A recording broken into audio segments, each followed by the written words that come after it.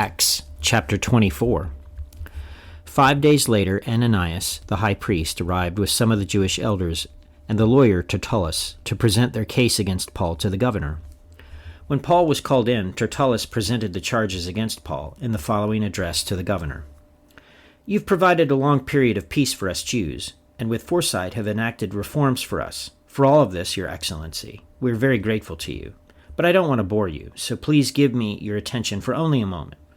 We have found this man to be a troublemaker, who is constantly stirring up riots among Jews all over the world. He is a ringleader of the cult known as the Nazarenes.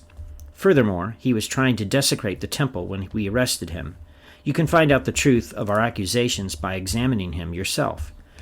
Then the other Jews chimed in, declaring that everything Tertullus said was true.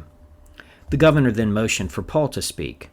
Paul said, "I know, sir, that you have been a judge of Jewish affairs for many years, so I gladly present my defense before you.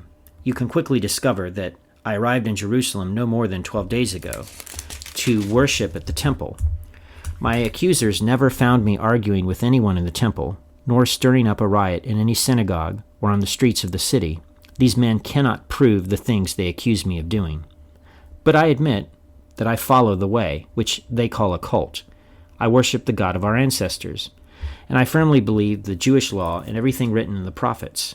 I have the same hope in God that these men have, that he will raise both the righteous and the unrighteous.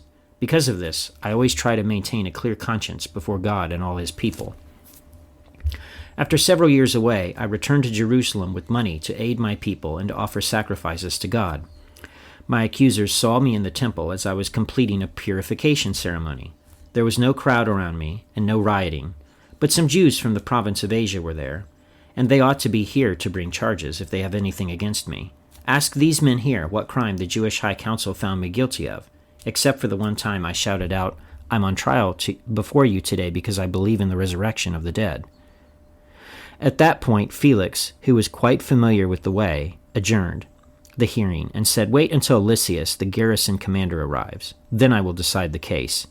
He ordered an officer to keep Paul in custody, but to give him some freedom and allow his friends to visit him and take care of his needs. A few days later, Felix came back with his wife, Drusilla, who was Jewish. Sending for Paul, they listened as he told them about faith in Christ Jesus. As he reasoned with them about the righteousness and self-control and the coming day of judgment, Felix became frightened.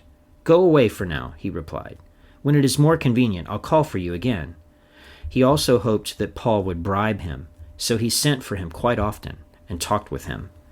After 2 years went by in this way, Felix was succeeded by Porcius Festus. And because Felix wanted to gain favor with the Jewish people, he left Paul in prison. Acts chapter 24.